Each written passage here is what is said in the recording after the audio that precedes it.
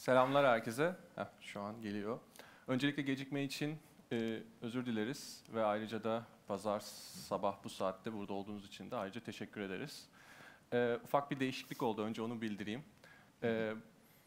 Orhun Canca bu panelin iki katılımcısından birisiydi. Ali Tufan Koç'un yerine ben buradayım. Ben de Aposto ekibindenim. Aposto'nun aslında ilk dahil olan kişilerden bir tanesiyim. Biz çok uzun bir süre aslında Orhun'la ve ekiple yeni medya üzerine, medyanın geleceği üzerine çok uzun tartışmalarda bulunduk. İşin en temellerine inen. Ve aslında bugün de burada şimdi bunun benzer bir yol haritasını çizeceğiz.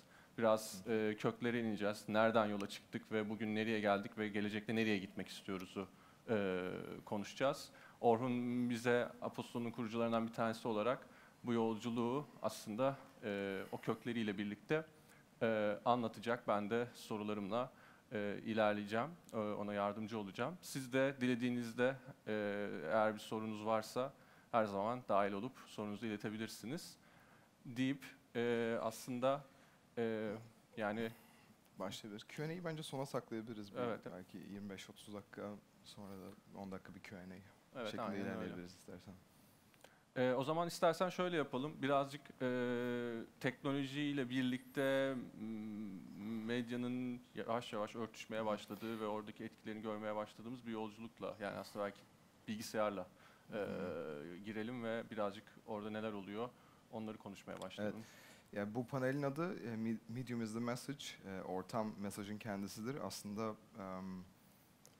benim ilk medya üzerine, medya ve teknoloji üzerine çalışmaya başladığımdan beri böyle işte Marshall McLuhan'ın çok beni etkileyen bir sözü oldu. Sürekli bunun üzerine düşünüyordum. Özellikle teknoloji tarihini okuduğumda, yani teknoloji ve medyanın kesişimindeki tarihi okuduğumda hangi mecraların, özellikle 20. yüzyılın başından itibaren farklı icatların sürekli olarak medyayı dönüştürmesiyle kültürün ve aslında uygarlığın nasıl şekillendiğini okuduğunda çok ilginç noktalara varabiliyorsun.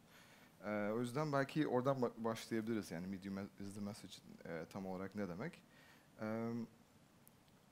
McLuhan'a göre aslında şuradan belki girmekte fayda var. Her bir mecra, aslında şu an kullandığımız ve de daha önce geleneksel medyada da olan işte gazete, dergi, ondan önce belki telegraf, radyo, televizyon aslında bize bir çeşit bir ortam yaratıyor ve ortamın içerisinde de bir mesaj iletişim aracı olarak bir mesajı karşı tarafa iletiyor.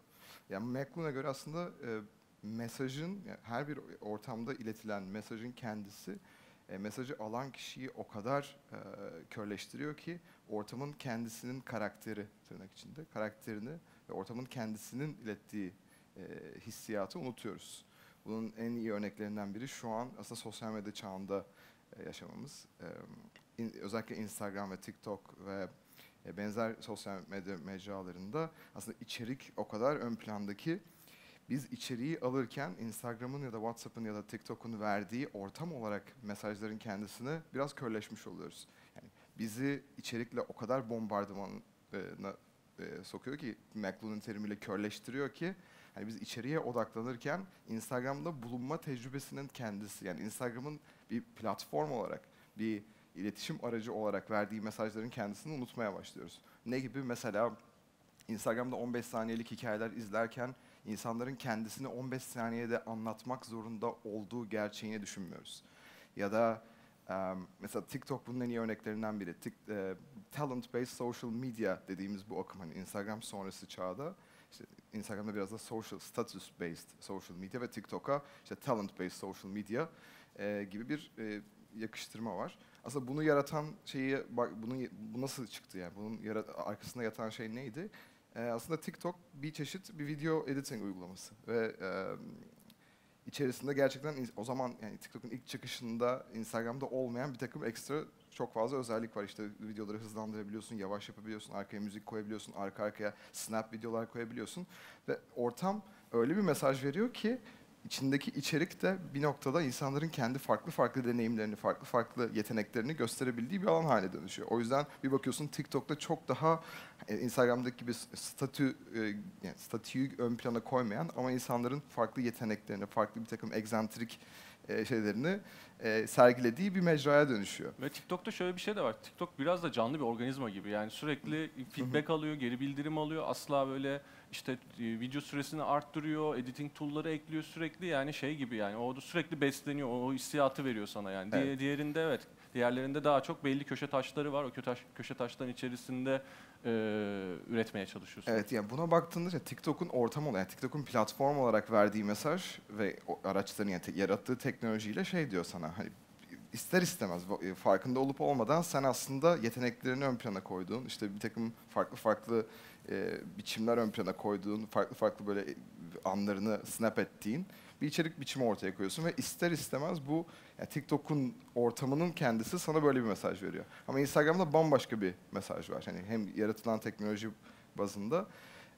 O yüzden ya biz içeriye yani özellikle böyle bir çağda içeriye odaklanırken içeriğin bulunduğu mecraların anlamına aslında ne kadar odaklanmadığımızı söylüyor. Mesela bunun bir benzer örneği dergilerde, gazetelerde, Ali Tufan gelseydi eğer sağlık durumundan dolayı mesela dergilerde bunun nasıl olacağını konuşacaktık. Yani dergilerde tam olarak nasıl bir mesaj var? Yani bir içeriğin, bir makalenin herhangi bir haberin diyelim hatta ya da makalenin işte gazetede okunması, dergide okunması, bir blogda okunması ve Instagram'da okunması arasında tam olarak nasıl bir fark var? Yani aynı içerik, aynı yazı, tam olarak aynı mesajı iletiyor. Ama biz farklı mecralardan bunu okurken nasıl hislere sahip oluyoruz? Nasıl bir takım duygulara giriyoruz? Bunu paylaşma eğilimlerimiz nasıl değişiyor? Aslında hep ana düşünce hep buydu. E-postaya ilk başlarken de neden e-posta? Hani nasıl newsletter'lar ya da bugün podcast'leri çok konuşuyoruz. Newsletter'ların ve podcast'lerin yarattığı şey inanılmaz farklı mı geçmişteki bir takım farklı teknolojik formlardan, içerik formlarından? Hayır, değil tabii ki. Hani Çok yani zaten ses çok eski yani radyoculuk çok eski bir teknoloji. Newsletter da kendi dijital alanında en eski teknolojilerden bir tanesi. Bu ikisine dönüşü de evet aslında biraz buradan da bakmak gerekiyor yani. Orada hangi insani dürtü aslında oralara geri döndürüyor? İşte kontekstin çok değişmesi. Mesela bunu ben Türkiye'deki medyada da çok görüyorum. Belli gazetelerde mesela bizim jenerasyonumuzda artık gazetenin okunmadığına dair işte, tabii ki de pek çok farklı nedenden dolayı bir şey var. Ama aslında bazı içerikler hala çok iyi baktığında hani belli gazetelerde ama o gazete formunda ve gazete ortam olarak bir ortam olarak gazetenin içerisinde olduğu için tam olarak istediği yere ulaşamıyor. Ama sen aynı içeriği oradan alıp farklı bir pakete koyduğunda, bir newsletter formatına ya da atıyorum bir Instagram'da bir karusel post formatına koyduğunda bambaşka bir kitleye erişebiliyor. O yüzden yani bizim gibi yeni medya şirketlerinin, teknoloji şirketlerinin daha fazla yani bu düşünce yani biz yarattığımız ortamla tam olarak hangi mesajı veriyoruz ve hangi mesajı vermek istiyoruz düşüncesine adeta bir obsession'la yaklaşması gerektiğini düşünüyorum. Çünkü bugüne kadar pek çok platform, pek çok teknoloji şirketi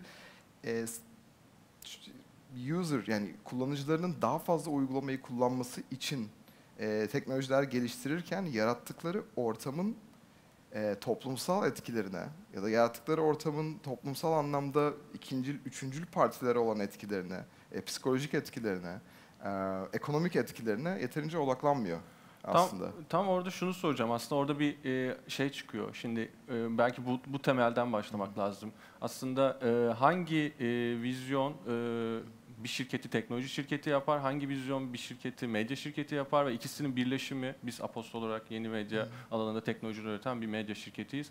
Bu ikisinin birleşimi nasıl oluyor? Aslında bunu da bir açmak iyi olur diye düşünüyorum. Evet. Çünkü aradaki fark oradan ortaya çıkıyor. Yani hani bir TikTok'u biz şu an medya şirketi gibi düşünüyoruz ama diğer sosyal medya şirketleri aslında teknoloji şirketi. Evet. Bence bunu sık sık konuşuyoruz. Hem teknoloji dünyasından insanlarla hem medya dünyasından hem de başka endüstrilerden kişilerle. Hani bence bir şirketi teknoloji şirketi olarak tanımlamak bana biraz artık 21. yüzyılda şey geliyor. Çok doğru bir tanımlama gibi gelmiyor. Mesela en büyük teknoloji şirketlerini düşündüğümüzde bugün dünyada Apple. Apple bir teknoloji şirketi mi?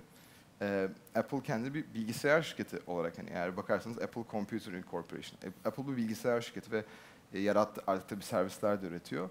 Ama hani belli bir nişi var. Ve hani bir şekilde sadece teknoloji şirketi olarak tanımlamak tamam da hani ne yapıyor? Hani tamam, hangi teknolojiyi kullanarak neler yapıyor? Çünkü çok çok geniş bir tabir. O yüzden hani biz bir teknoloji şirketiyiz, bana çok dayanaksız bir ifade gibi geliyor.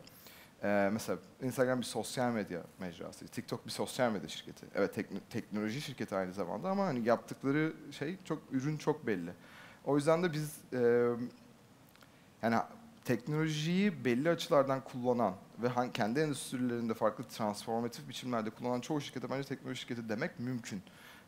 O yüzden bu kelimeyi kullanırken artık dikkat etmeye başladım. Çünkü bunu fark ettim. Hani mesela bir teknoloji şirketi dediğinde hangi teknoloji, ne yapıyor? Tam olarak endüstrisine, tekstilde de teknoloji şirketi olabilir. İşte e-commerce de yapabilirsin, retail yapabilirsin, bambaşka şeyler olabilir ve teknoloji şirketi olabilirsin. O yüzden de medyada da aynı şey geçerli.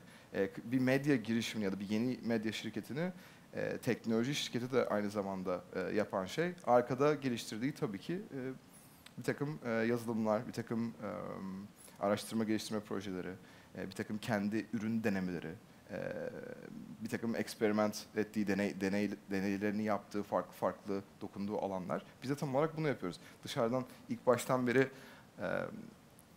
hani ben çoğu zaman işte sosyal medya paylaşımlarımda ya da bir yerde konuştuğumda bir teknoloji şirketiyiz, biz şöyleyiz falan diye anlatırken bana bayağı şey geliyor. Tamam da tam olarak ne yapıyorsunuz hani? İşte e-posta atıyorsunuz. Bunun arkasında nasıl bir teknoloji var? Hani Aslında gibi bir şey oluyordu. Tabii arkada ön yüzde gözüken şeyle arkada yapılan şey her zaman şey olmuyor. Ama arkada o geliştirilen, sadece o e-postayı yollamak için bile geliştirilen aylar boyunca o kadar fazla şey var ki her zaman onu o kadar iyi ifade etmen de gerekiyor mu bilmiyorum. Bazen üründe konuşabilir yani, çıkardığı evet, şeyde konuşabilir. şey de çok bana komik bir akım gibi geliyor. Hani artık öyle bir çağda yaşıyoruz ki işte AI'lar, işte biz şunu yapıyoruz, şöyle teknoloji, böyle teknoloji, tamamen PR amaçlı olarak teknoloji ve bu jargonu kullanan özellikle LinkedIn'de bir jenerasyon ve bir iş dünyası şeyi var. Bence asıl yani son kullanıcıya hiç teknolojik gibi gözükmeyen, gerçekten zaten böyle olmalıydı ya, zaten hani bunun en iyi biçimi buydu deyip arkada gerçekten kompleks operasyonların döndüğü bence ürünler üretmeliyiz. Tam bu noktada aslında şeyi de soracağım. Yani şimdi Aposto üzerinden gidelim. Biz bir yeni medya şirketiyiz. Ve yeni etiketini bunun üstüne basa basa söylüyoruz. Ama aynı zamanda yani biz Newsletter based, yani Newsletter merkezli bir yeni medya şirketiyiz ama aslında kullandığımız teknoloji baktığında da kökü çok daha eskiye dayanıyor.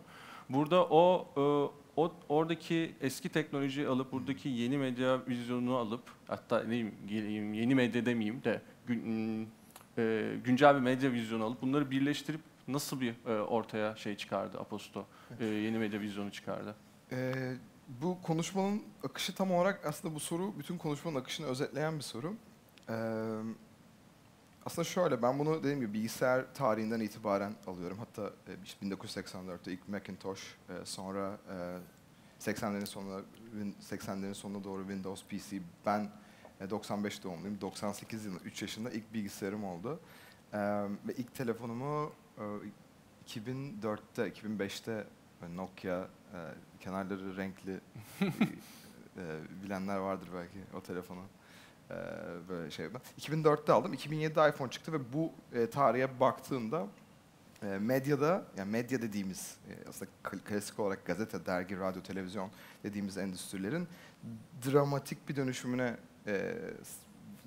dönüşümünü gördük. İşte 2000'lerin başında ilk bloglar, ilk işte mesajlaşma uygulamaları, MSN, BlackBerry, BBM gibi. Sonra işte bloglar, print'ten biraz artık blogların başlaması ve bloglar üzerinden insanların işte yazı yazıp hatta para kazanabilmeye başladığı bir çağda. Sonra 2007'de iPhone App Store ile birlikte hani mobile inanılmaz bir kayış olması ve sonra 2010'ların başından itibaren hani sosyal medya mecralarında çok fazla içerik üretilmeye başlaması gibi ve sosyal medya mecralarından alabilmeye başladığında Twitter'dan, Facebook'tan, Instagram'dan artık o geleneksel işte blog gibi Geleneksel medyanın internetteki yansımalarını da artık tamamen sosyal medya içinden tüketmeye başladık. Ama burada şöyle bir problem vardı, hala da var. Sosyal medya mecraları ilk amacı aslında bir mesajı doğrudan kullanıcıya vermek, bir haber okutmak, bir dergi okutmak, bir medya tecrübesi yaratmak hiçbir zaman olmadı. Sosyal medya mecralarının en büyük amacı Twitter'ın, Instagram'ın, TikTok'un insanların daha fazla kendi hayatlarından, kendi yeteneklerinden, kendi bakış açılarından içerik paylaşarak diğer insanlarla connect etmesi aslında ve dünyayı çok daha connected bir yer İnsandan yapmak. insana mesajlar aktarılması. Evet, Instagram bunu görsel olarak yapıyor, Twitter bunu yazılı olarak yapıyor ve bu şirketlerin şirket misyonlarına, company statement'larına baktığınızda aslında bunu açıkça söylüyorlar. Mesela Twitter public conversation arttırmak için bu Twitter'ı geliştirmeye çalıştıklarını söylüyorlar. Daha fazla insan, daha fazla tweet'in altına yorum yazsın, birbirleriyle daha fazla diyaloğa girsin, daha fazla düşünce akışı olsun diye. Keza Instagram çok daha hani görsel, iyi anlarını, güzel anlarını ya da kendi hayatından bir takım anları paylaşarak daha fazla insanla connect etmen için. Ama bir anda bu amaçlarla ortaya çıkmış platformları medyanın ana tüketildiği mecralar haline koyduğumuzda ortaya bir takım sorunlar çıkıyor. En büyük sorunlardan biri ekonomik sorunlar. Normalde gazeteden, dergiden, radyodan, televizyondan para kazanan medya insanları Instagram'dan hiçbir şey para kazanamamaya başladığında ya da Twitter'dan hiçbir şey kazanamamaya başladığında kendine alternatif yollar arıyorlar. Influencer, mesela influencer dünyasının ortaya çıkışı tamamen ekonomik bir temel aslında. Yavaş yavaş eğer sen tüm kaynağını ve tüm görsel üretimini, tüm içerik üretimini Instagram'da yapıp oradan kullanıcı attract edebiliyorsan tabii ki de doğal olarak bunun üzerine bir business model kurmak istiyorsun. Çünkü kazanabileceğin başka bir kolay kolay o parayı dijitalde kazanabileceğin başka bir mecra yok. Ve bu ekonomik akışın, bu business model akışının, yani sosyal medya mecralarının medya tüketim platformu olarak kurgulanmamasından ve business model'larını da bu şekilde kurgulamamalarından, içerik üreticilerine para ödememelerinden dolayı tabii ki de alternatif formlar gelişmeye başladı. Ve bu alternatif formlardan işte ilki bence podcastlerdi ve podcastlerin bir şekilde sesli içeriklerin geleceği olması, özellikle Spotify gibi büyük streaming platformlarının tamamen podcast'e yatırım yapmaya başlaması ve üreticilerin, medya kişilerinin, medya insanlarının, hatta influencerların ve hatta başka kitlelerin de podcast yaparak hem kullanıcıya ulaşabildiği hem de bundan para kazanabildiği bir ekonomi yaratıldığı görüldüğünde artık sesli içeriklerin tamam artık buradan yürüyoruz, bunu şeyden kopartıyoruz. Farklı sosyal medya mecralarından ve kendi başına bir form oluyor. Keza şu an newsletter'larda da tam olarak aynı şey oluyor.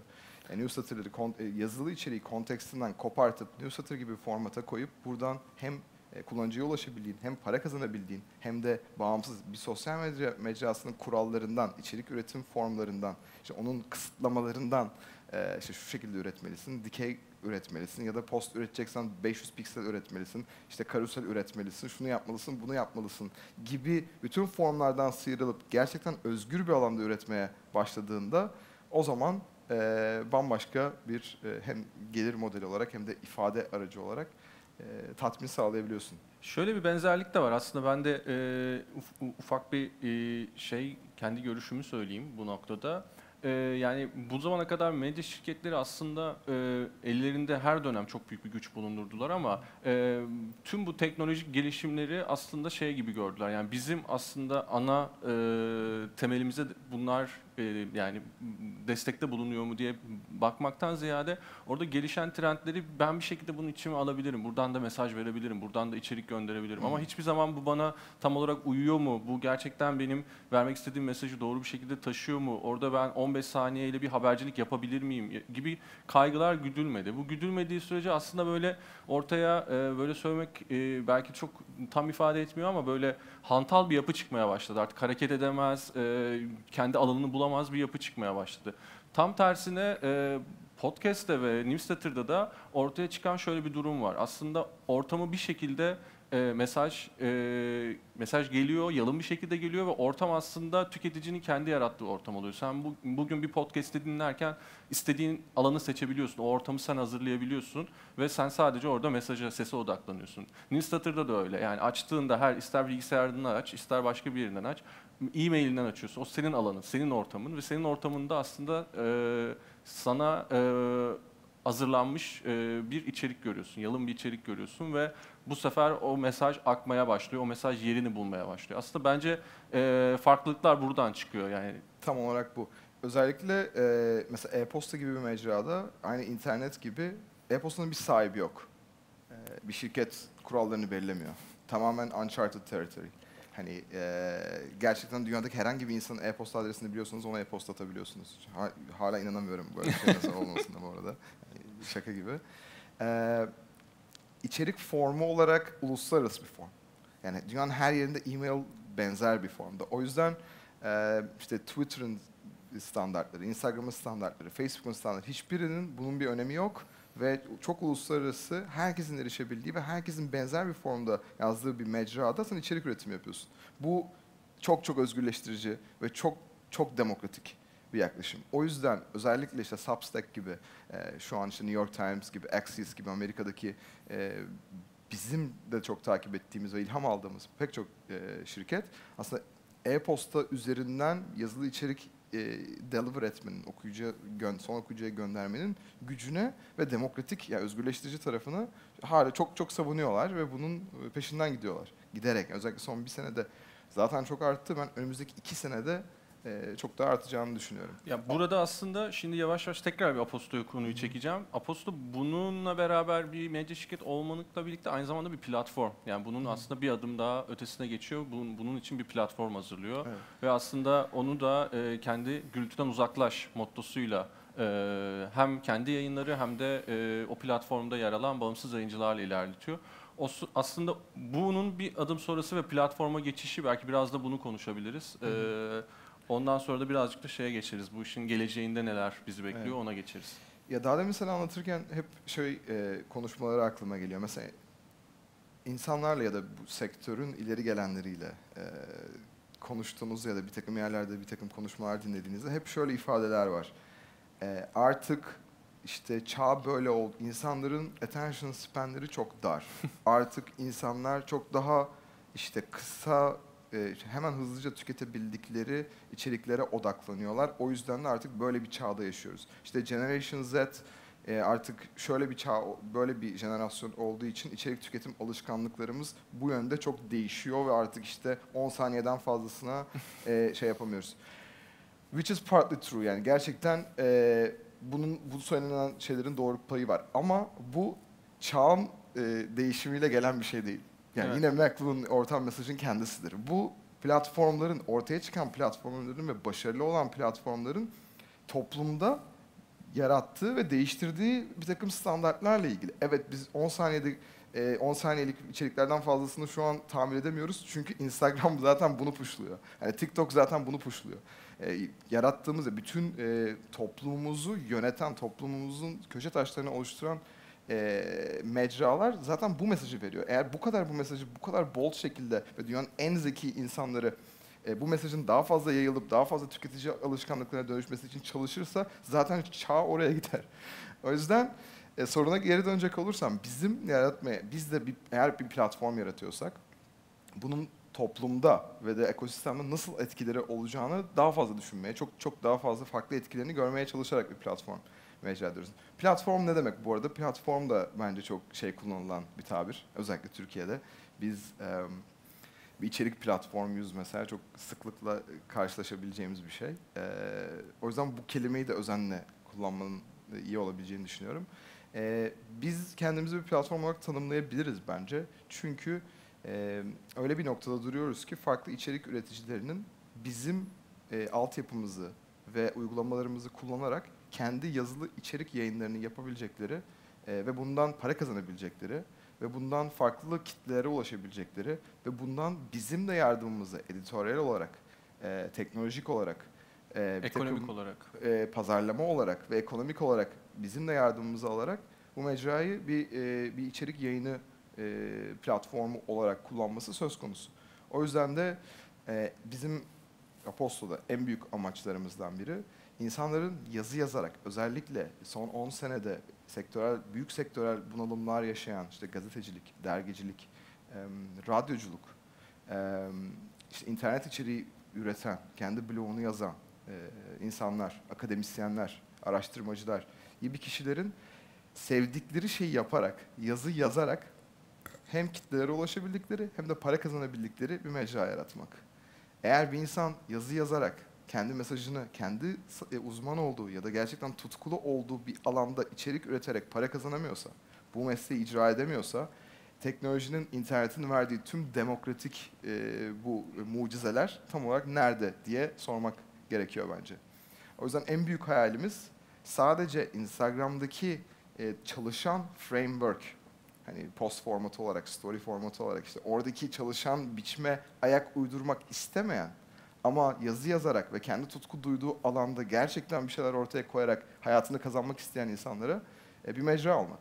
Ve bunun hem Türkiye'de hem dünyada çok önümüzdeki 5-10 sene içerisinde çok daha kapsamlı ve çok daha önemli bir noktaya geleceğini düşünüyoruz. Özellikle creator economy, üretici ekonomisi akımlarıyla, podcast'te, newsletter'da, Patreon gibi hizmetlerde, işte farklı farklı mecralarda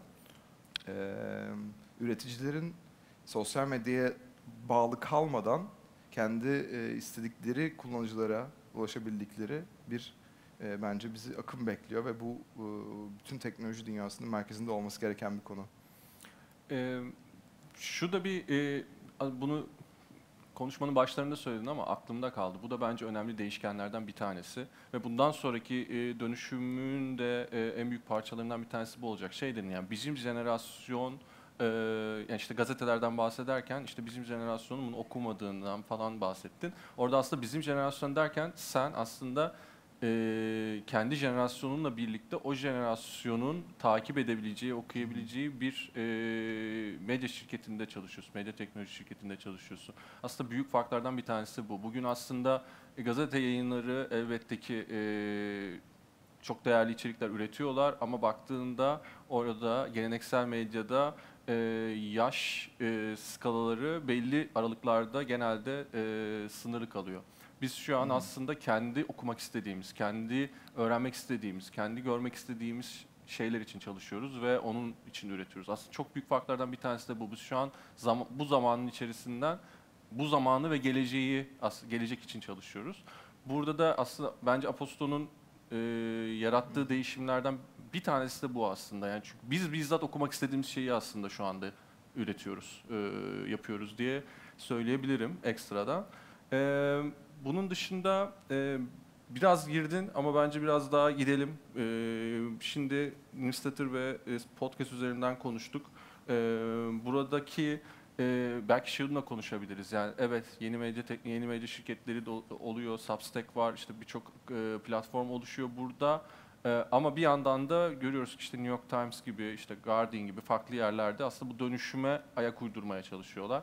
Bunun geleceği ne olacak tam olarak? Yani nerede sen projeksiyon görüyorsun? Nereye koyabilirsin o projeksiyonu? Zor bir soru.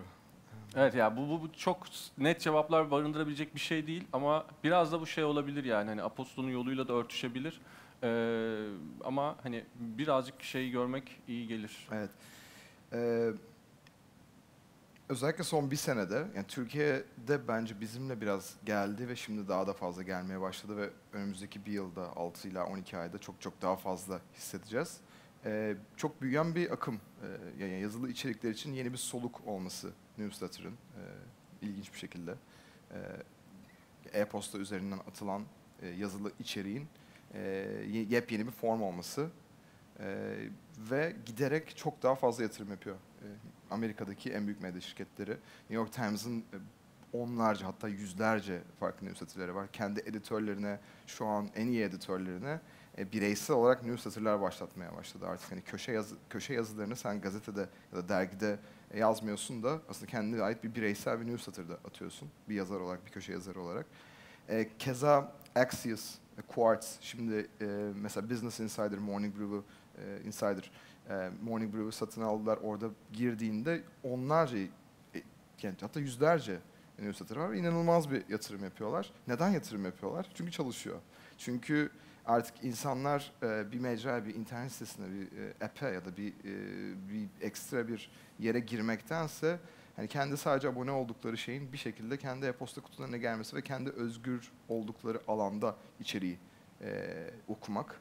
Bu özgürleştirici değil ve kullanıcı buna okey olduğunda ve kullanıcı bunu sevdiğinde tabii ki de ekonomik modelle arkadan işte reklam sektörü, bunun bir takım farklı gelir modelleri de peşinde geliyor.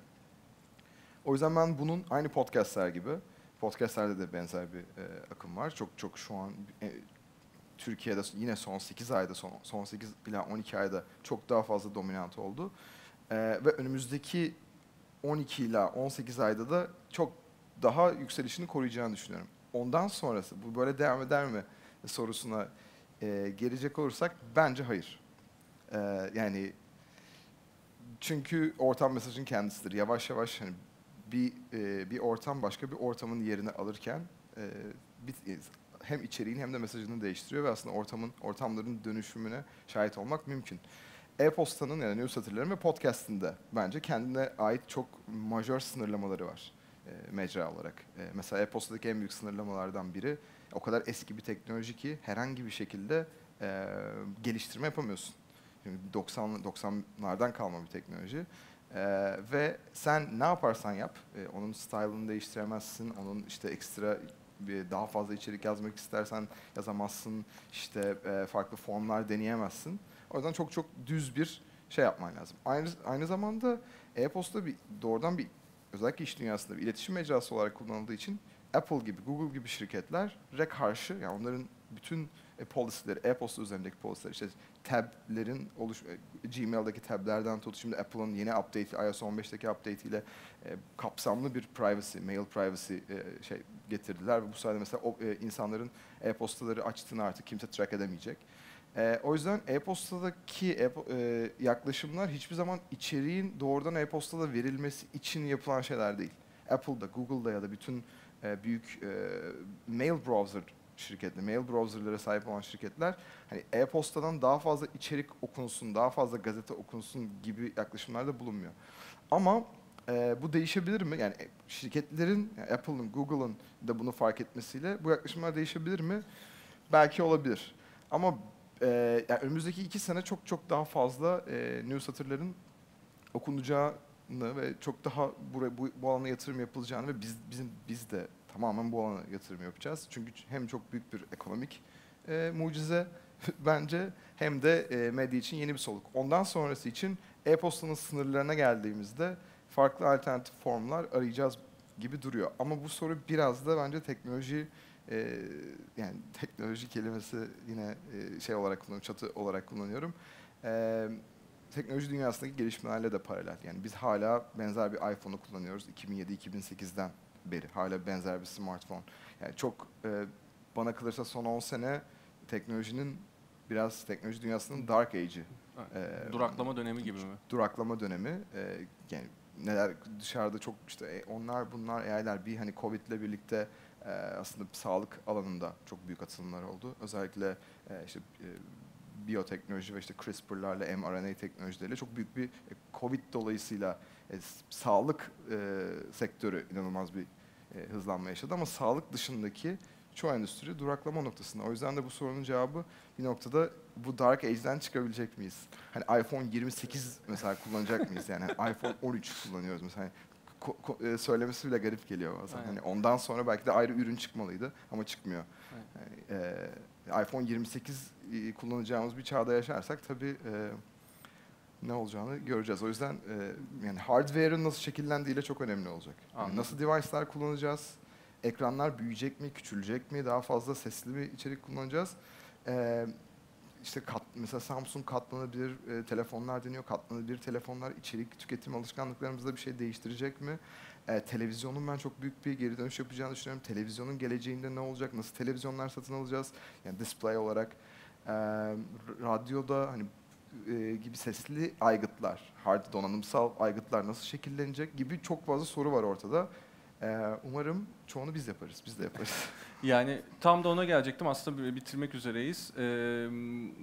Aposto kendi tarafında şu anda ne yapıyor ve aslında böyle bir 6 ay, bir yıl içerisinde tam olarak neyi hedefliyor? Tam biraz da belki bu da ipucu olur birazcık Evet. da.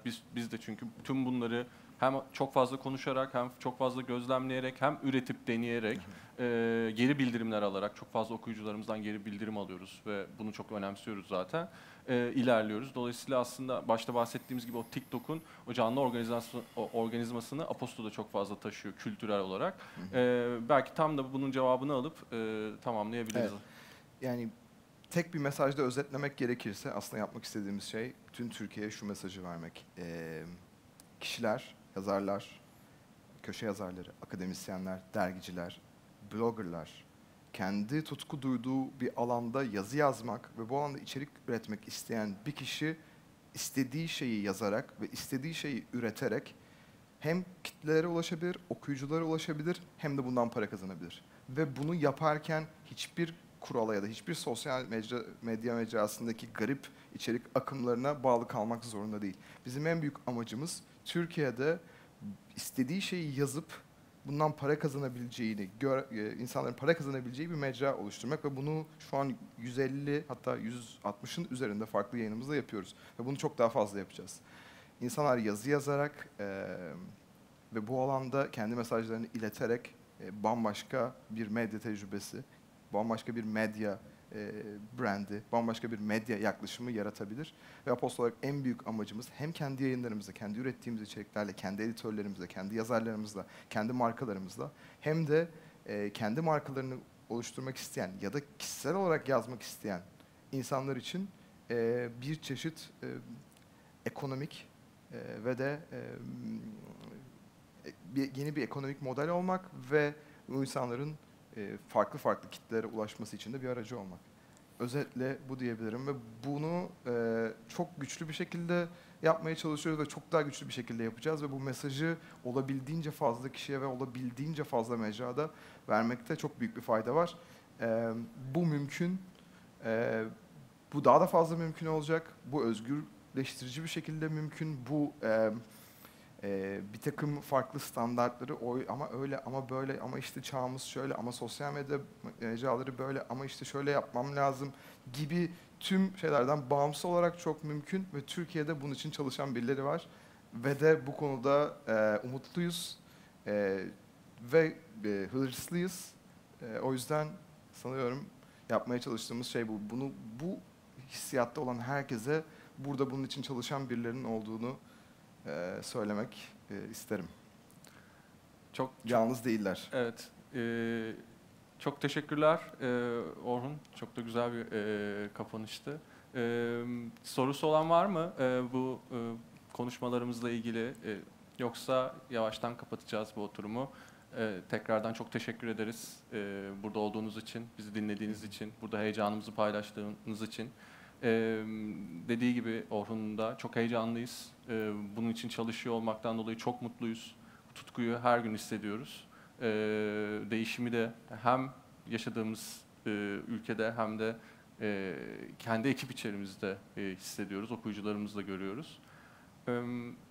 Sanırım sorusu olan yok. O halde oturumu kapatıyoruz. Var. Pardon, görmedim. Öncelikle yatırım almıştınız 2 ay önce vesaire sanırım.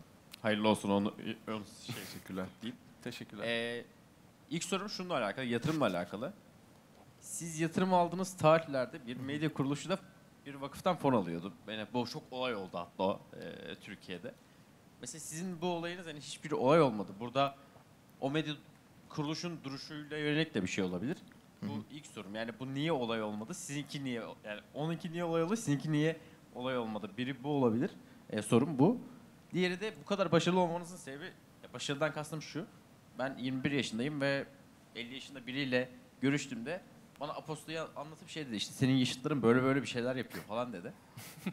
Dedim biliyorum ben de. Yani ya bunun başarısının kaynağı şeye bağlanmasını çok doğru bulmuyorum ama işte belli bir medyayı okumak istemeyen kesim tarafından onu bağlamasını istemiyorum. Ama bu başarının nedeni nedir? Bunu sormak istiyorum kısaca. Yatırım fon bu tabii yani ya şöyle diyebilirim.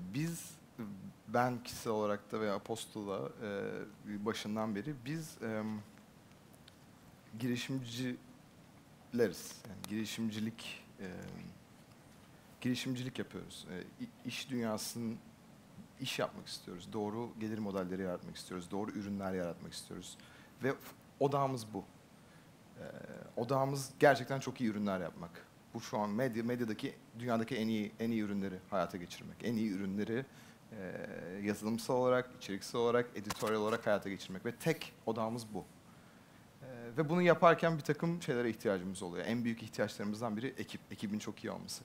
Diğer en büyük ihtiyaçlarımızdan biri finansal kaynaklar. Eğer yeterince bir finansal kaynağın olmazsa, çok iyi bir ekibin de olsa, çok iyi bir fikrin de olsa, doğru zamanda da olsan bunu sürdüremezsin.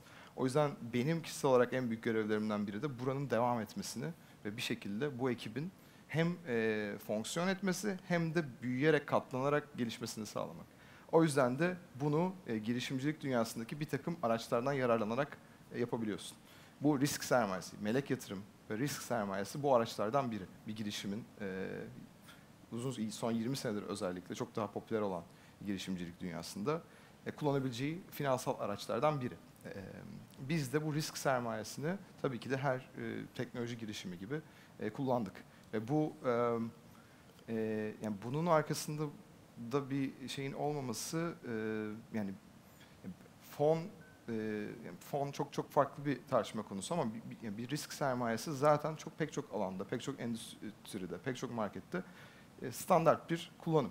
O yüzden bunun arkasında yani bu çok doğal bir süreç girişimcilik açısından ve gerçekten kendi işlerini yapmak isteyen insanlar açısından.